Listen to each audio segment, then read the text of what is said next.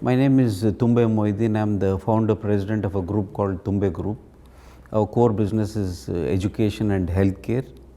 We have been around for the last 22 years now in this country, beautiful country, yeah. So as a founder, how did you actually think of setting up this business? What was your objective? Was it social? Was it commercial? What was your inspiration? I am a businessman by profession. Mine is a very interesting story. I happened to come to this country. I met one of the ruling family members from Ajman and we started talking. They asked me what's good for this country, which will have lots of economic effect on the country. I said, why don't you start a medical school and a hospital? So the Highness from Ajman invited me. I said, why don't you do it? And I said, I don't have any kind of knowledge about this. I just made a comment. He said, no, we are the government, we are the rulers, we will support you. So I thought it's a God-sent opportunity. I brought in consultants, we studied and we thought it was a good project and we jumped into the project. So the business model, I mean, as you said, you were a businessman. Yeah. So it was the education in terms of the numbers going in this thing, or was it? It was a necessity for the country. Right. Any country, when they normally announce their budget, they say priority given to education and healthcare. The rest follows, housing follows, food follows, but this is a priority. So we are doing exactly that. So in a small way, we are contributing to the economy of the country. Yeah.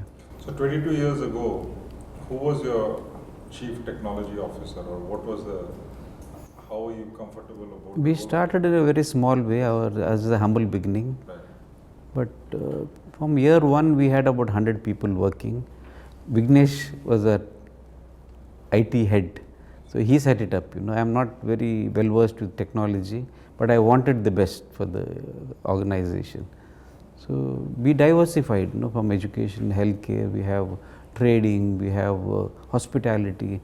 So everywhere technology is being used and IT plays a big role. Yeah. Right. So when did, let's say, Oracle, or when did the first big names come into your business from technology? I mean, I'm sure Oracle came at the right stage, but what was that? I don't remember exactly, but it's about 3 to 4 years ago. I know about it because the value is huge. But otherwise, I'm not really involved. It's Vignesh and Akram who are taking care of this. Yeah. Well, obviously, you look at the numbers. Seriously, yeah. Profit. Yeah. You do have an idea that technology can improve efficiency. So somewhere in your mind, you have a comfort feel that technology equals improvement. So. Now, as the company grows, we have about 4,000 plus people working. Now we are in different emirates. We need corporate governance. We need technology. We need to improve efficiency. So all this helps. Any of your, obviously your vision for the next 5, 7, 10 years, how do you see technology driving that? And do you rely on specialists? Do you rely on experts, or do you also have some sort of gut feel as to what is good for you? Normally, as a businessman, I go by the gut feel, but we have a big dream. We want to grow, and we know now, we realize it's for sure, without technology, we cannot grow. We need, this is the future. So, our education, we have a medical university with 4,000 students and students from 86 countries. Without technology, it's not going to, differentiate us from the others. So we use a lot of technology in the university itself, and we are using now courses in AI, and we trying to sign up with someone for AI courses and implementing AI in the university, in the hospitals. So let's go to your leadership style. How do you actually benchmark yourself with other successful businessmen? I mean, you obviously have global, regional role models. Yeah. Somewhere in your mind, and you like to keep that sort of aspiration in terms of a business benchmark for yourself. I realized as a leader, I'm not an expert in many things. I'm not an expert in education, nor in healthcare, nor in hospitality. So my role is mainly of a facilitator. So we have good people, good leaders. They come to me and have problems. Every day my job is sitting and solving problems, or funding, or legal things, or political things, getting licensing. That's my job, and so far I've been doing a good job, I think. Yeah.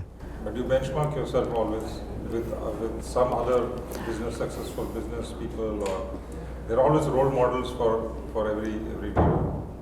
As a businessman, the dream never ends. We think big, we want to achieve. But we have been unique, so you cannot compare us to others. Our hospitals are not just a commercial hospital. There is an element of academics there. There is an element of research happening there. So it's different, completely different. Yeah. So how do you actually keep your fingers into the pulse of your business? So far I've been a hands-on person. Though I'm getting old, I move around and I'm very active. So I interact with everyone from the chancellor to my gardener. Do you have a favorite dashboard which tells you the health of the organization? I have something, but I'm not really a technology person. I have regular meetings with the heads every month, different departments, and I get feedback from them. And yeah.